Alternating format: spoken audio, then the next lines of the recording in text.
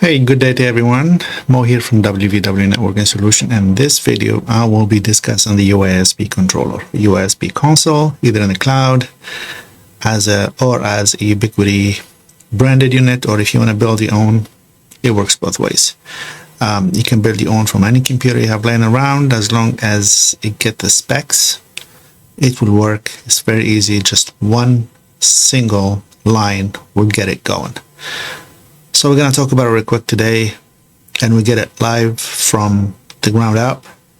We're going to use Linux distribution. I'm not going to go through the Linux installation. It's very easy. There's millions of videos there available on YouTube, but it's very easy. Just like you can do it with your eyes closed. All right, let's see here what we have. So we see here in Ubiquiti there is a few things. You can buy this for $99. It will act as your gateway, which is your router, and then it will act also as your USB controller. One time, it's a good deal. Or you can go for $29 a month. That is up to you in this case. If you will have a lot of clients, then I suggest this. Okay, if you want something that runs, I suggest this. But if you want something to train yourself on, just go ahead and do this one here. Okay, it's hosted in your rack or your house or your lab. It comes up from any computer you want, and this is the only command I highlighted here. This is the only command you're gonna put it, and it really does it in its own. You don't have to do nothing. It will reboot. It will tell you, boom, everything is good to go. So let's say you use Linux to get that done, and then when you use Linux, you should be at this page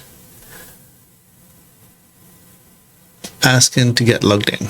Okay, so you install Linux, and then after that you input that command. After you did the update and get upgrade, reboot, then add that one up, and it will do everything else. So it's very simple, it's very easy, it's not hard at all. Okay, so we went with this server right now. So now we're definitely going to understand why we have the VLAN 1, which is our core VLAN, which is reside in the router, doesn't go anywhere else, and then why we created VLAN 10 and 20, and we'll show you that really quick, maybe in a few seconds or maybe in the next video. I don't know if everything is plugged in as it was. So let's go back to the router.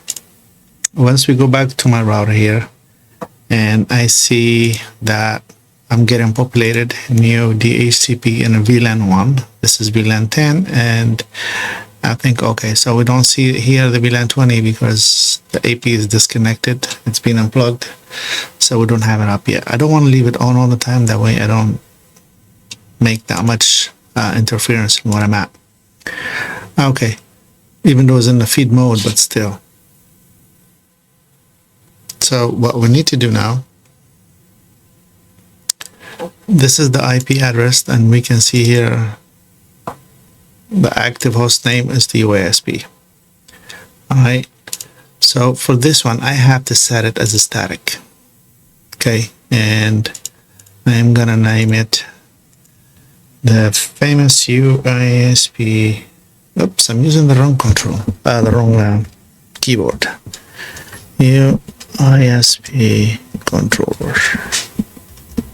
Alright, so here we named it MicroTik. This is my UISP controller.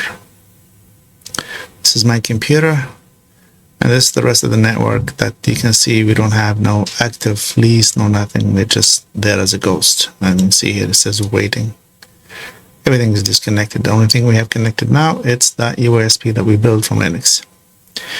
Now I add one thing. Remember, if you look at the previous settings in the bridge, core bridge, we had only two ports, port number 2 and port number 3. What I did, I add port number 4. That's all I did. I add port number 4 to be part of the bridge, because port number 4, that's where I'm going to plug my UISP controller. So I left it as it is, and the reason I did that, because you can see now port number 3 and 4 are active. 3, which is my computer, is plugged in, and 4, which is UISP, is plugged in. And the VLAN, the native VLAN, it's VLAN 1 at the moment. That's the only VLAN being used. Okay, so now by me plugging this controller, my controller reside in my core VLAN. She's not going to be discovered in any of these other VLANs. So that's kind of security feature without creating any firewall or adding any overhead to your router. Okay, because the more firewall you add, the more restriction, the more routing process, the more you're taking out of your bandwidth and the capability of that little processor to process the traffic. Unless you have a very strong computer, we'll discuss a very strong router. We have one that has 16 core. That works great. So you can add whatever you want to. You can actually use it as your core router in a data center or in the main hub. All right. So we add this. We add the port. Okay. And that's all we did. We add the port to the bridge. And then when we go to the DHCP server, we can see it here. Ether 3 and 4 are currently in tag and pretty much active. Now if you look 3 and 4, they both of them in the router but in slave mode. Okay, so all that has been set. Let's go back now and see. Okay, so we said this is the IP address that we're going to be using, 10.0.0.253. This is my UISP. I can change it if I need to, but I'm going to leave it. And I'm going to go here and type that IP address. And I should be going to set up my UISP, my own UISP that I built it out of a Linux product by myself. Let's wait for it to populate. I think this is the first login. There you go. So here is asking you, let's get started, set it up. I'm going to continue, and here you create a username, password, put your email. This is your IP address. We'll talk about it later, how we can create a WireGuard, a VPN, and then we can access it from anywhere through its own IP.